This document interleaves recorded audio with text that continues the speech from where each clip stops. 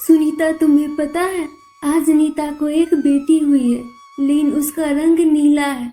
न जाने कैसी रहस्यमय घटना के साथ उसका जन्म हुआ है। लेकिन ये कैसे संभव हो सकता है? इंसान काला गोरा हो सकता है, नीला? ऐसा तो आज पहली बार सुना है। ये वरदान है या अभिशाप? चलो हम बच्ची को देखने चलते हैं। हे भगवान, ये मेरी बेटी को कैसा रंग दिया आपने। ये जैसे जैसे बड़ी होगी लोग इसे इसके रंग के कारण इसे जीने नहीं देंगे। यहाँ तक कि सब इसका मजाक भी उड़ाएंगे। तुमने सही कहा। एक तो हमें बड़े मेहनतों के बाद संतान की प्राप्ति हुई है, वो भी रहस्यमय घटना के साथ। हे भगवान, ये तेरा शुभ संकेत है या अशुभ? तभी कुछ लोग बच्ची को देखने के लिए आते हैं। नीता, मैंने सुना है तुम्हारी बेटी का रंग नीला है, लेकिन यह संभव कैसे हो सकता है? नीता, तुम्हारी बच्ची बहुत सुंदर है, लेकिन इसके ये रंग, इनका तुम क्या करोगी? इसका रंग असाधारण होने के कारण सभी लोग इससे डरेंगे। अब मैं क्या करूं? मेरी बेटी के आगे के जीवन के बारे में मैं सोचकर डर रही हूँ। नीता, जरूर तुमने कोई पाप किए होंगे जिसकी सजा अब तुम्हारी बेटी को मिल रही है। आपने शायद सही कहा। मेरे ही कर्मों का फल है जो अब मेरी बेटी को भुगतना पड़ेगा। मेरे कारण यह एक साधारण जीवन भी नहीं जी सकती। देखो भाग्यवान, तुम उदास मत हो। भगवान ने हमें एक असाधारण बच्ची का माता पिता बनाया है। इसका रंग भले कैसा भी हो, हम बड़े नाजों से पालेंगे। इसका हम खूब ख्याल रखेंगे। तुम देखना, ये बड़ी होकर हमारा नाम रोशन करेगी। ठीक कहा आपने। ऊपर वाले ने हमें जो दिया है उनका आशीर्वाद समझकर हम मान लेते हैं। भाग्यवान, तुमने इसका नाम कुछ सोचा है? इसके रंग के हिसाब से मैं इसका नाम नीली रखना चाहती हूँ। आपको इसका नाम कैसा लगा? नीली, बहुत बढ़िया। ऊपर वाले ने जैसा इसका रंग दिया, तुमने वैसा ही इसका नाम रखा।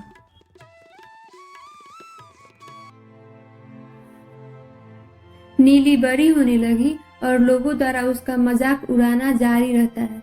हम अपने समाज में रहने वाले लोगों पे और क्या ही भरोसा कर सकते हैं। यही कि अगर कोई मनुष्य हमसे जरा सा भी अलग दिख रहा है तो हम उसका मजाक उड़ाने लगते हैं, बिना कुछ सोचे समझे। पिछले 18 वर्षों से ऐसा ही कुछ नीली के साथ हो रहा है। देखो रीमा, अगर तुम नीली को अपने साथ लाओगी तो मैं तुम्हारे साथ घूमने नहीं जाऊंगी। तुम इसे लेकर ही चली जाना। ठीक है, तुम्हें न जाना हो तो मत जाओ, लेकिन मैं तो नीली के साथ ही जाऊंगी। रहने दो रीमा, तुम मुझे छोड़ो। तुम इसी के साथ चली जाना। वैसे भी मेरा मन घर से बाहर जाने का बिल्कुल भी नहीं है। मुझे अकेला छोड़ दो। रीमा, जो नीली की एकमात्र और सच्ची सहेली होती है, इसके अलावा और कोई नीली को पसंद नहीं करता और न ही उससे दोस्ती करना चाहता। नीली सही कह रही है। वैसे भी वह कभी घर से बाहर नहीं निकलती है। तुम मेरे साथ आओगी तो मुझे अच्छा लगेगा। देखो, अगर नीली नहीं जा रही है तो ठीक है, मैं भी नहीं जाऊंगी। जहां वो जाएगी वहीं मैं जाऊंगी।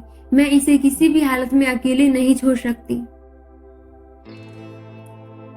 ठीक है, जैसी तुम्हारी मर्जी, लेकिन लोग कहते हैं इस लड़की के साथ नहीं रहना चाहिए। ये श्रापित है। इसके जन्म के कुछ वर्षों बाद ही इसके पिताजी की मृत्यु हो गई। अब बताओ, अभी तुम इसके साथ रहना चाहती हो और इससे दोस्ती करना चाहती हो? हाँ, ये सब जानते हुए भी मैं इससे दोस्ती करना चाहती हूँ। इसके पिताजी की जान मुझे बचाने के कारण चली गई। एक और बात, ये कोई श्रापित नहीं है। ये एक असाधारण सी लड़की है जो हम साधारण से लोगों के बीच में रहने को मजबूर है। सभी लोग नीली को श्रापित कहते थे और उससे दूर रहते थे। कोई भी व्यक्ति उसके नजदीक जाने से डरता था। दीदी, आपका रंग नीला क्यों है? क्या आप श्रापित हो? नीली चुप रहती है और एक पल के लिए उसकी आंखों में आंसू होता है। मैं श्रापित नहीं हूँ, मैं बस एक अलग रंग में पैदा हुई हूँ और इसका मतलब यह नहीं कि मैं कम हूँ। हम सभी में कुछ विशेष होता है और हम सभी एक दूसरे से कुछ अलग होते हैं।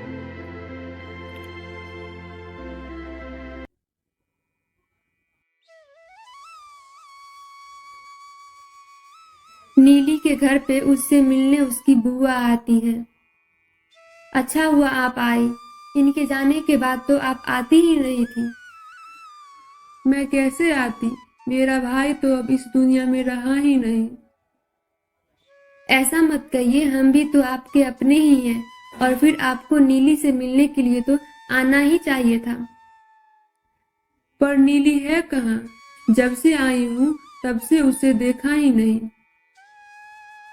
उसका तो मैं क्या ही कहूँ, सुबह से शाम हो जाता है लेकिन अपने कमरे से नहीं निकलती है और यदि कभी निकलती भी है तो अपने एकमात्र दोस्त रीमा से मिलकर चली आती है और बाकी दुनिया से उसका कोई लेना देना नहीं।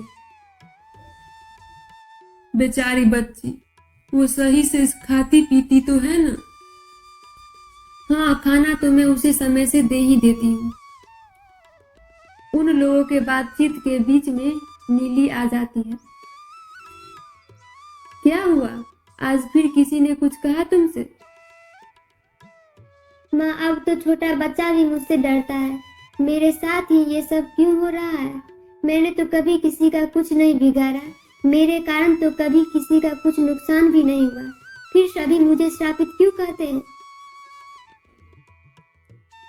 देखो, तुम्हें कितनी बार कहा तुम लोगों के बातों पे ध्यान ही मत दो, लोगों का काम है कहना। और देखो, तुमसे मिलने तुम्हारी बुआ जी आई हैं। नमस्ते बुआ जी। खुश रहो। आप दोनों बातें कीजिए, मैं कुछ खाने को बना के लाती हूँ। देखो बेटा, तुम्हारे जगह पे कोई और होता तो वह टूट के बिखर गया होता। तुम मजबूत हो। ये लोग जो समाज में रहते हैं, इन्हें तुम्हारे इस नीले रंग से न ही कोई लाभ है और न ही कोई हानि। इन्हें तो बस तुम्हारा मजाक उड़ाकर आनंद आता है। अगर कोई मनुष्य इनसे जरा सा भी अलग दिख रहा है तो उसका मजाक उड़ाने में ये लोग कोई कसर भी नहीं छोड़ते। इन्हें इससे कोई फर्क नहीं पड़ता कि उस इंसान पे क्या गुजरेगा। इसलिए तो मैं हमेशा अपने कमरे में ही रहती हूँ, मैं बाहर जाऊंगी ही नहीं। देखो, बाहर ना निकलना इस समस्या का कोई हल नहीं। कभी ना कभी तो तुम्हें बाहर निकलना ही पड़ेगा। कब तक तुम छुप के रहोगी? और हाँ, तुम छुप के क्यों रहोगी? तुम्हारा ऐसा रंग है, इसमें तुम्हारी तो कोई गलती ही नहीं है। तुम सबसे पहले खुद को अपनाओ, तभी तो सभी लोग तुम्हें अपनाएंगे। तुम पहले खुद से प्रेम करो। तुम तो एक अद्भुत लड़की हो, तुम्हारे जैसा तो कोई भी नहीं है। बुआ जी, शायद आप ठीक कर रही हैं।